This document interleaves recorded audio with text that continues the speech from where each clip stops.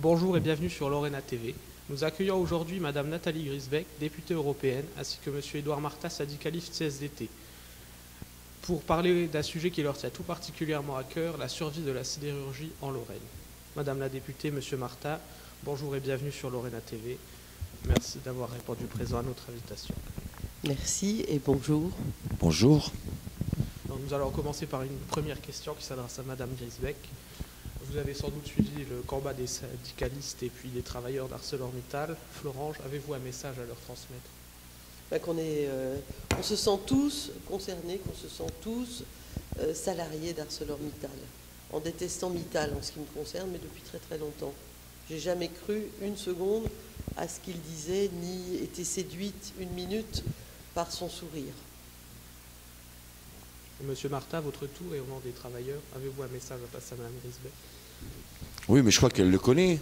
J'ai envie de lui poser pour la énième fois une question qui lui tient aussi à cœur, mais que fait l'Europe? Puisque le dossier de Florange n'est pas qu'un dossier franco-français et encore moins régional. Il s'agit bien d'une vraie question centrale au niveau de l'Europe, c'est veut-on encore une industrie sidérurgique et une industrie tout court en Europe? Et pour l'instant, hélas, Mittal n'en est qu'à sa 10e fermeture d'usine européenne, et puis l'Europe brille par son silence, quoi. C'est la question que j'avais envie de lui poser, mais je sais qu'au niveau des députés dont elle fait partie, ça bouge. Le problème de l'Europe, c'est qu'aujourd'hui, tous les pouvoirs sont centralisés auprès de M. Barroso. En tout cas, c'est l'impression que ça nous donne.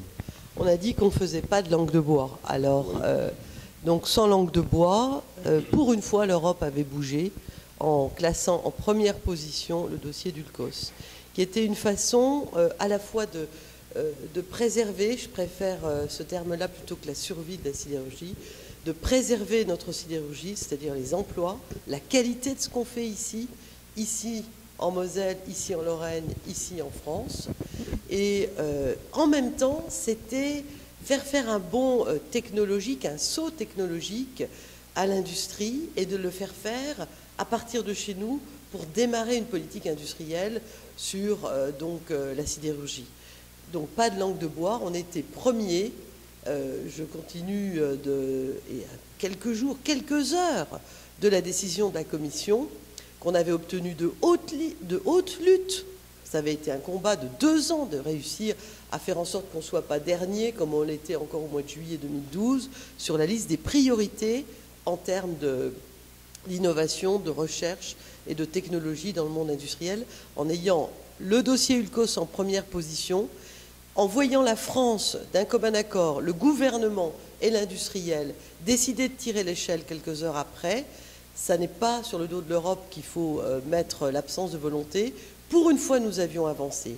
Pour une fois, nous pouvions être les pionniers sur ce saut technologique et le faire justement dans la sidérurgie, puisque, vous le savez 100 fois mieux que moi, il y a une problématique européenne dans la sidérurgie. Il y a les mêmes que nous en Espagne, les mêmes que nous au Luxembourg, les mêmes que nous en Belgique. Ils sont tous dans le même état que nous et ça nous faisait faire ce bond. Et on le faisait à partir d'ici, c'est-à-dire comme il y a une vingtaine d'années, il y avait eu un saut technologique important, eh bien on en refaisait un et on démarrait une politique industrielle. Qu'est-ce qui s'est passé? On nous a menti, on nous a dupés, on nous a floués, à la fois l'industriel, mais depuis le début, moi je n'ai jamais cru, je le redis, une seule de ces paroles. Je me souviens être allé à Gandrange, manifester pour dire qu'il ne fallait pas abandonner, apporter sur un plateau d'argent toute notre sidérurgie que tous les Français avaient contribué à restructurer. On avait mis des milliards. À l'époque, c'était en francs, mais ça faisait beaucoup d'argent. Aujourd'hui, en euros. On lui a cédé et moi, comme Cassandre, si vous voulez, j'avais le pressentiment qu'on ne pouvait pas lui accorder la moindre confiance, puisque avant d'être un sidérurgiste, c'est un financier. C'est son droit. Mais, et la deuxième branche, l'industriel a dit à retirer l'échelle avec l'accord du gouvernement. Et c'est sur la forme ce que j'ai le plus de mal à accepter, parce qu'on avait cru à ce qu'il disait. Moi, j'avais cru que le discours des nouveaux gouvernants n'était pas de même nature que le discours des anciens gouvernants. Donc, ne mettons pas sur le dos de l'Europe. Pour une fois, Ulcos était en première position. Et il n'y aura pas d'Ulcos 2. Il n'y en aura pas. Mais attendez, vous prêchez un convaincu. Tout ça, c'est de l'enfumage. J'ai refusé d'être dans le comité de suivi. Je ne suis pas une marionnette. Oui, on a laissé passer une chance historique. Vous savez qui c'est qui a demandé le comité de suivi? C'est nous. C'est nous, la CFDT. Oui. Et pour une raison toute simple. Justement, parce que même si on est loin du compte, les 53 millions d'euros d'investissement stratégique, on y tient.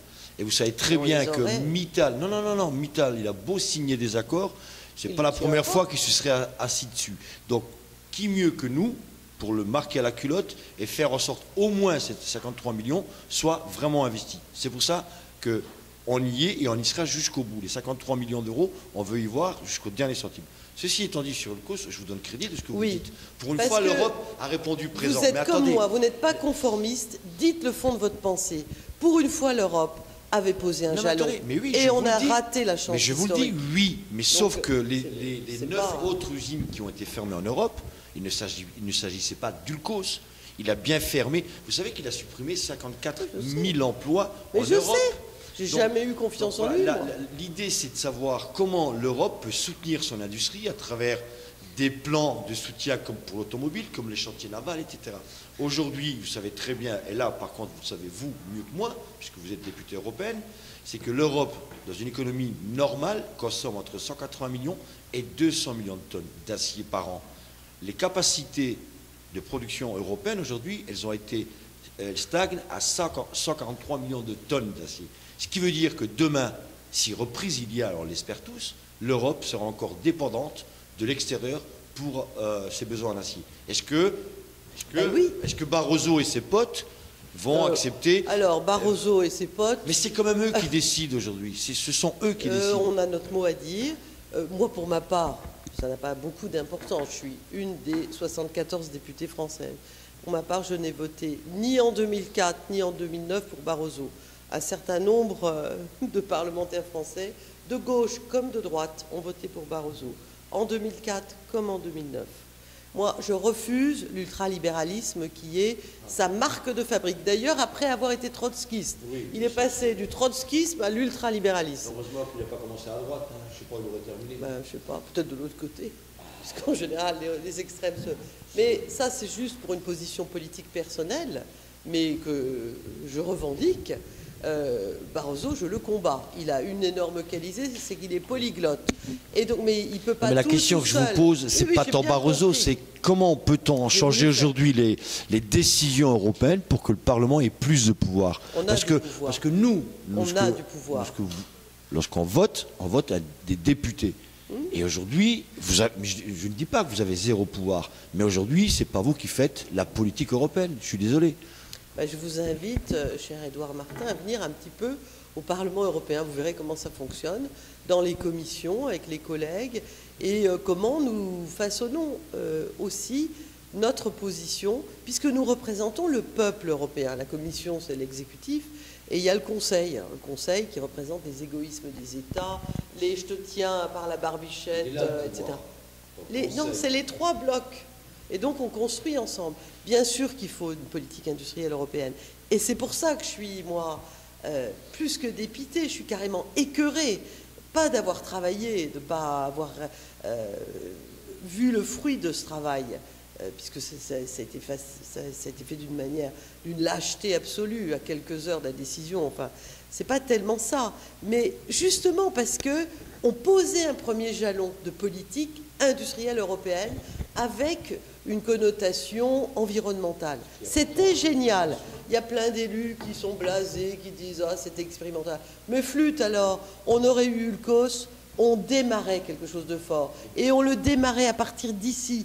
Moi, j'étais fière, parce que le savoir-faire d'ici, la qualité, la pugnacité de nos équipes ici, était d'une certaine manière récompensée en préservant l'emploi, et en faisant de notre site un signal européen. Voilà ce que je voulais faire. Donc aujourd'hui, Ulcos 2, moi c'est hors de question qu'on me demande d'aider pour un truc qui est une mascarade. En revanche, Ulcos est derrière nous. Comment l'Europe peut aider maintenant un site comme Florange à ce que les hauts-fourneaux ne ferment pas? Ça sera très difficile parce que mettez-vous à la place des Européens qui comprennent d'ailleurs jamais rien depuis quelques années à la politique française. Ils n'y comprennent rien. Ils vont dire, mais qu'est-ce que c'est que ce bazar? Ils étaient premiers sur la liste instruite par la Banque européenne d'investissement pour la décision de l'Union européenne. Et maintenant, ils ont retiré leur dossier et maintenant, ils nous demandent d'aider sur un système qui n'a plus rien d'innovant. Si ce n'est, alors bien sûr que moi je vais me battre, je ne vais pas rester les bras ballants, bien sûr, mais je suis amère. Me battre comme un moulin à vent, ça ne m'intéresse pas. Ce qui m'intéresse, c'est d'agir. Ce n'est pas seulement de parler, c'est d'agir. On est affaibli. Vous ne comprenez pas qu'on est vulnérable, puisqu'on a abandonné... Ça fait 18 mois qu'on le crie partout. On a abandonné un élément qu'on était en train d'obtenir. Ne nous demandez pas ce qu'on en pense, évidemment. Ça fait 18 mois qu'on le crie. On est à moitié déshabillé. Qui nous écoute? Qui nous entend aujourd'hui? Aux collègues, personne. Écoutez, il faut quand même nous écouter, etc. Et en plus ici, localement, vous le savez bien, les jeunes aussi, toutes les collectivités publiques, presque toutes, certaines avec plus de force d'autres, étaient prêtes, l'arme au pied, avec éventuellement, là aussi le gouvernement n'a pas été jusqu'au bout, notre gouvernement n'a pas été jusqu'au bout de l'analyse de la proposition de l'industriel, l'investisseur local. C'est pour ça qu'on le demande depuis... On avait un investisseur local. Alors, évidemment, il n'a peut-être pas, c'est pas le bon Dieu, l'investisseur local, mais il avait la volonté et les collectivités publiques... À côté de Mittal, lui, quand même. Il est le bon Dieu à côté de Mittal? Ah oui, parce qu'en face, c'est le diable, quand même. Hein. Ah d'accord. Ah oui, oui d'accord, en ce sens-là. Et en plus, il y a les collectivités publiques, plus ou moins, avec l'hypocrisie habituelle, mais plus ou moins prêtes, l'arme au pied, pour pouvoir aider. Mais vous comprenez, si on marche comme ça sur des nuages, si quelqu'un vous dit quelque chose et le lendemain fait autre chose, comment voulez-vous qu'on ait la force pour mener un dossier qui est difficile? Il faut s'appuyer sur nos atouts, il faut s'appuyer sur... À votre avis, comment voulez-vous que nous, on puisse garder encore de la force alors que ça fait 18 mois que nous sommes, passez-moi l'expression, la gueule dans le caniveau, oui. Où on ne nous entend qu'en période électorale. Et effectivement, là, les prochaines échéances, ça sera 2014 pour les municipales, mais ce n'est pas les maires qui décident de la politique nationale et encore moins européenne. Donc là, on nous dit rendez-vous en 2017. Ok, soit, on l'a dit depuis le premier jour, on ne pourra compter que sur nous-mêmes, on compte que sur nous-mêmes.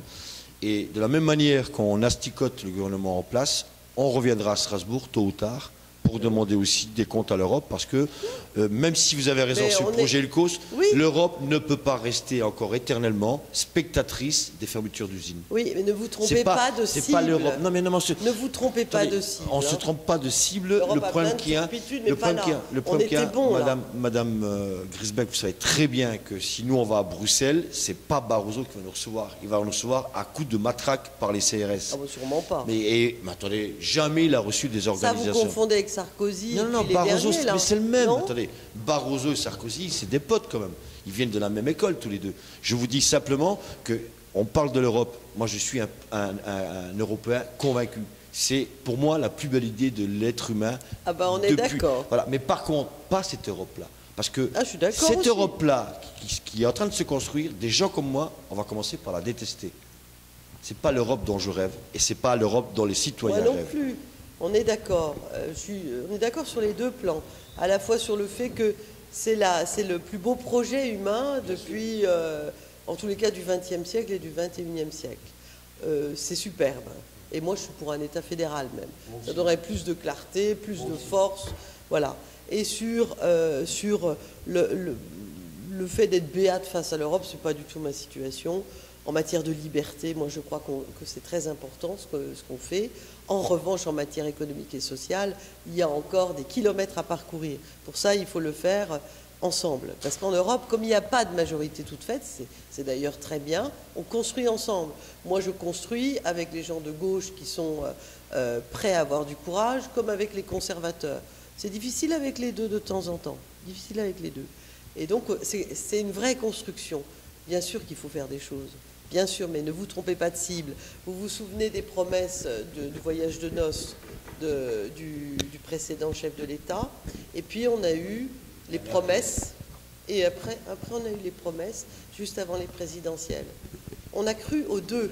Moi, je ne crois plus à rien du tout, parce que les deux ont menti. Un sur un escabeau, un sur... Je crois qu'à la force des idées et de l'action. Voilà ce à quoi je crois. Je vais vous dire, Ulcos, ça m'a vraiment ulcéré. Ulcéré. J'étais écœurée de voir la légèreté, le mépris avec lesquels on a traité cette affaire au moment où on la saisissait. Vous voulez le fond de ma pensée? J'ai vraiment bataillé là-dessus.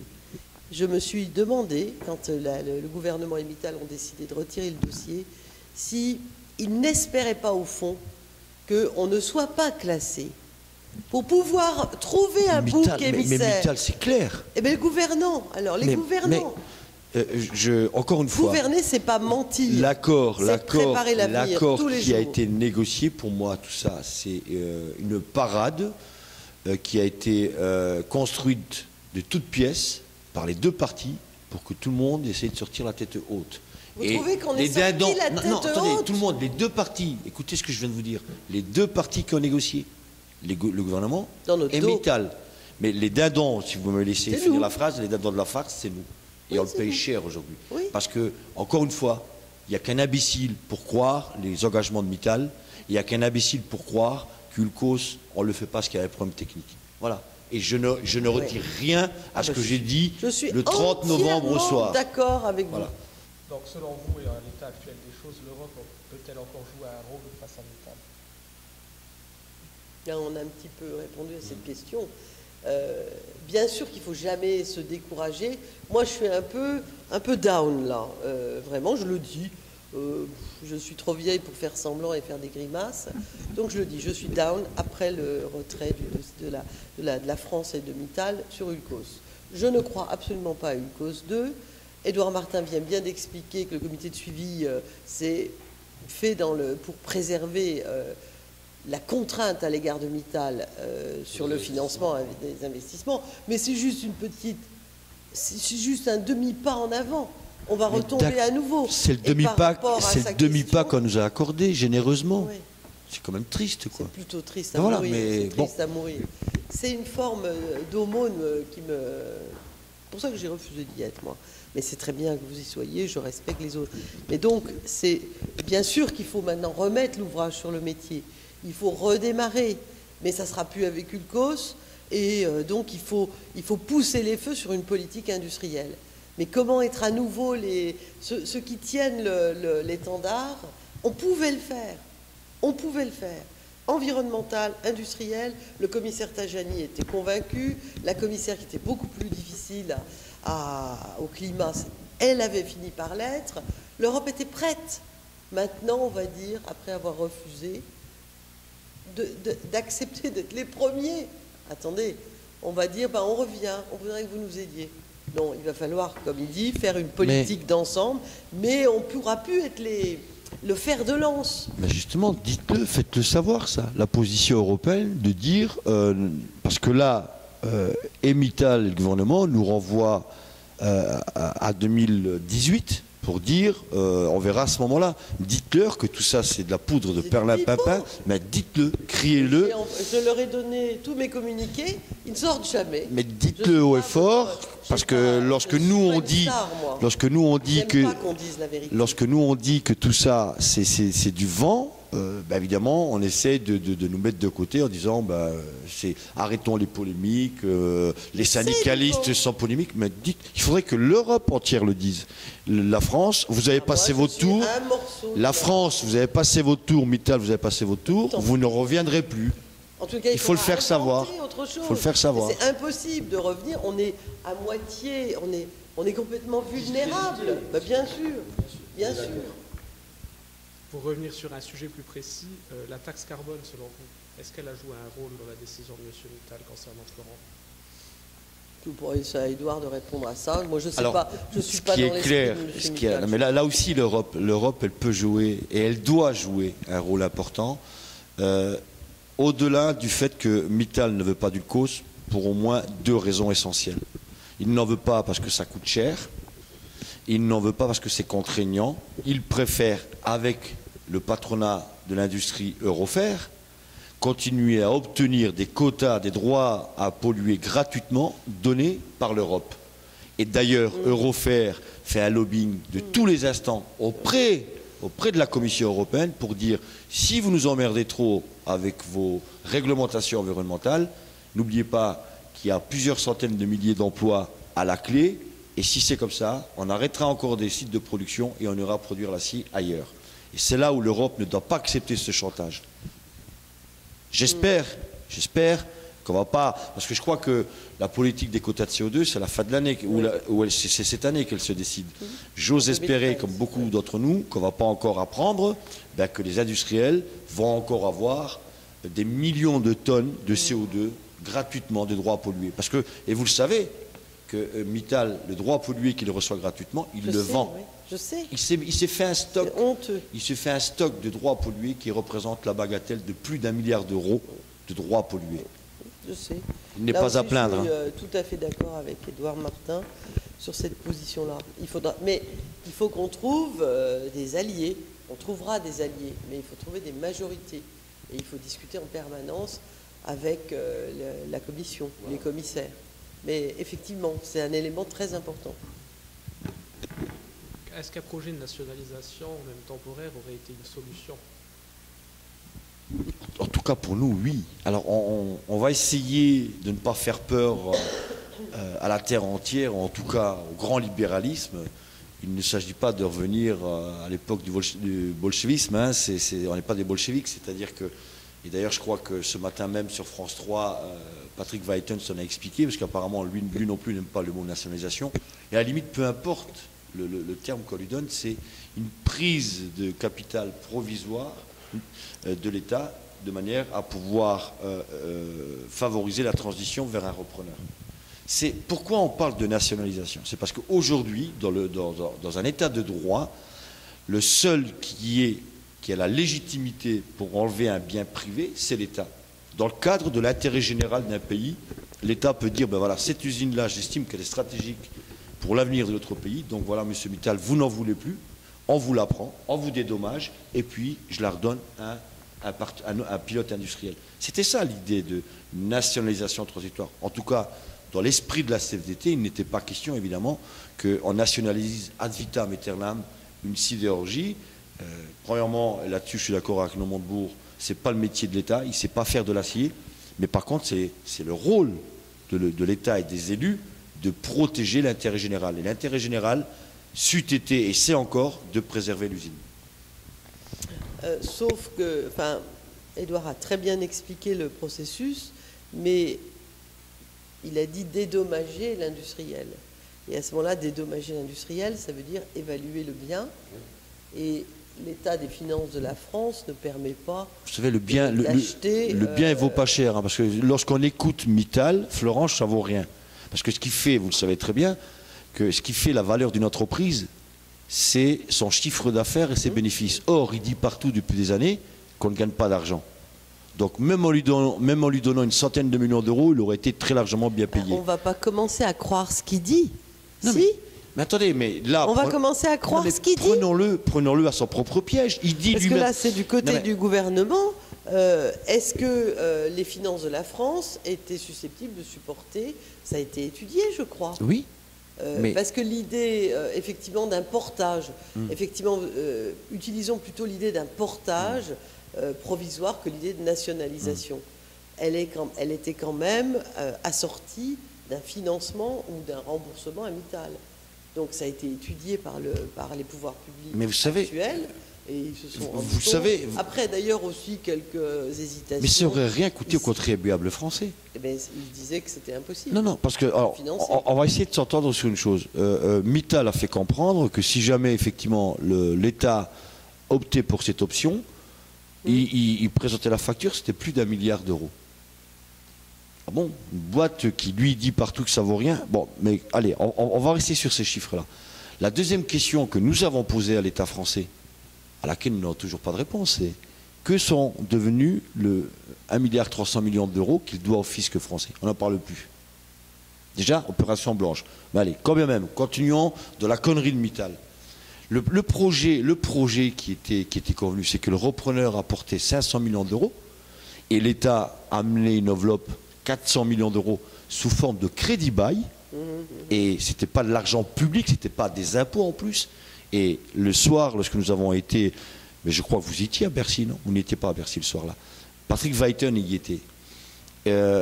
Arnaud Montebourg, il a expliqué son montage financier. C'était de vendre 1% du capital d'EDF Suez, GDF Suez, pardon, qui représente 36%. Et comme il a dit, c'est pas le fait de ramener de 36% à 35% la part de l'État dans GDF Suez qui allait mettre à mal le pouvoir de l'État au sein du conseil d'administration. Et ça rapportait 400 millions d'euros. Donc le budget était bouclé. Et ensuite, alors pourquoi le pilote ah ben c'est la question qu'on pose au gouvernement. À laquelle qu'est-ce qu'ils vous répondent? Ben, vous avez entendu la réponse de Hérault vendredi soir, le 30 novembre. Oui. Voilà, c'est tout ce qu'on a comme réponse aujourd'hui. Mais ça vous fait rire, nous. Moi, ça me rend triste. Si c'était pas aussi grave, si c'était pas aussi grave, on en rirait aussi. Mais aujourd'hui, on a envie de pleurer aujourd'hui. Et c'est pour ça que s'appuyer sur les forces locales, vous avez parlé tout à l'heure des élections, etc. Les forces locales, elles sont dans une sorte d'union sacrée. On avait un repreneur local qui avait quand même apparemment, hein, parce que moi je sonde pas les âmes et les cœurs, j'en sais rien, mais qui avait apparemment une structure financière suffisamment solide. Pourquoi n'a-t-on pas essayé d'approfondir ça? Peut-être que ça n'aurait pas marché, mais pourquoi on a tout de suite dit c'est pas possible? Parce que je crois que le mot nationalisation a fait peur au MEDEF et c'est le MEDEF qui l'a emporté dans ce bras de fer. Point barre.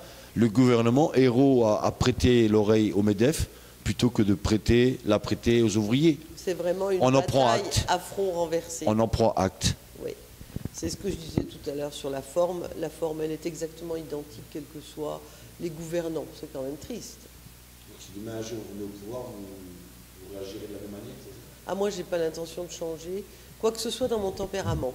Oui, mais ceux qui sont au pouvoir aujourd'hui, ils nous disaient la même chose hier quand ils étaient dans l'opposition. Hein, enfin, qu'ils n'avaient pas l'intention de changer quoi que ce soit. En ce qui me concerne, au niveau de la responsabilité qui est le mien, que vous vous battez tout pour avoir le pouvoir. Une fois que vous l'avez, vous avez peur de l'exercer. Reconnaissez-le, Édouard Martin, de mettre mes paroles en action. C'est vrai.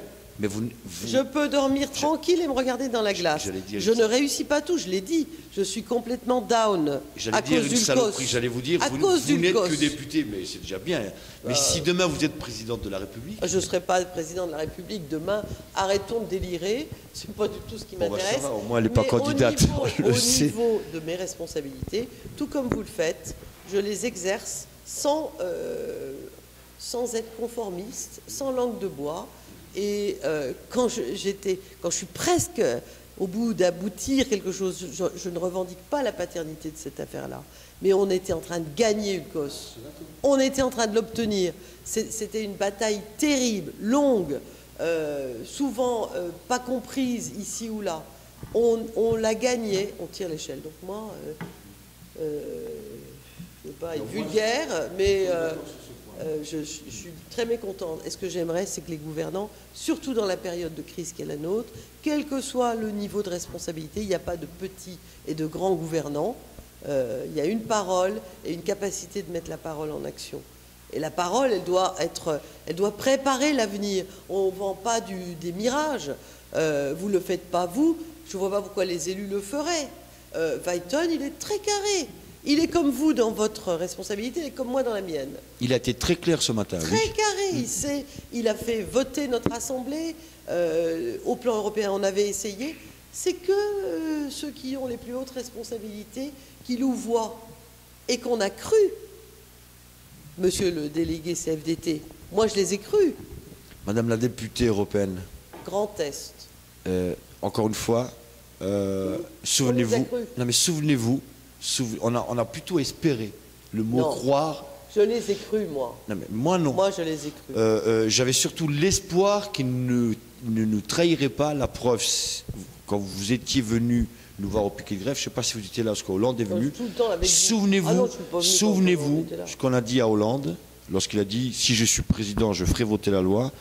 on a dit bravo, mais on lui a dit aussi la chose suivante. Monsieur Hollande, parce qu'il n'était pas encore président à l'époque, on vous jugera aux actes. Parce que, vous l'avez dit tout à l'heure en introduction, on a été trahi par cela, on a été trahi par les autres, mais ça fait 50 ans que nous sommes trahis ici dans la sidérurgie. C'est pas d'aujourd'hui.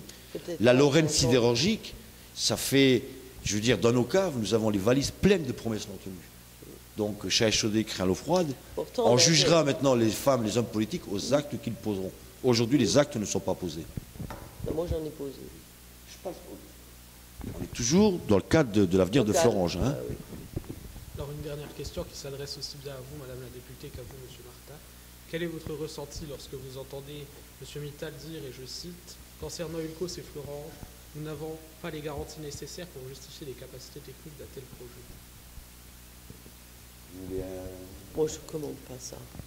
C'est sans commentaire. On l'a commenté tout à l'heure. C'est encore une fois le problème. Alors lui, c'est langue de bois, pas vous. Hein. Mais Mittal, c'est langue de bois.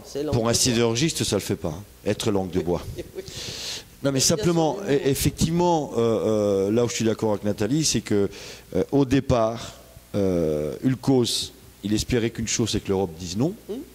Ensuite, quand il y a eu la liste prioritaire qui est sortie, nous étions derniers. Dans sa tête, il devait se dire, ben, c'est gagné. Manque de bol pour lui. Pour lui, il y a eu beaucoup de projets anglais, me semble-t-il, qui ont été retirés. Et par cascade... Oui, enfin, 3 projets anglais ont été retirés. Ouais, et nous, on continuait et 2 Néerlandais. De ferrailler. Et 2 Néerlandais. Et arriver premier. Et donc, réussir à être le premier. sujet d'Ulcos, le projet Ulcos, arrivait en tête de liste. Et là, forcément, l'Europe aurait dit oui. Et donc, il a trouvé la parade qu'il a réussi à vendre, je ne sais pas avec quelle pirouette il a pu faire ça, au gouvernement en disant non, Ulcos, je ne peux pas le faire parce que techniquement, nous ne sommes pas au point.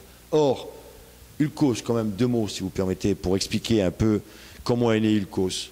Ulcos est né en 2004, sous l'impulsion, là je le reconnais, de l'Europe.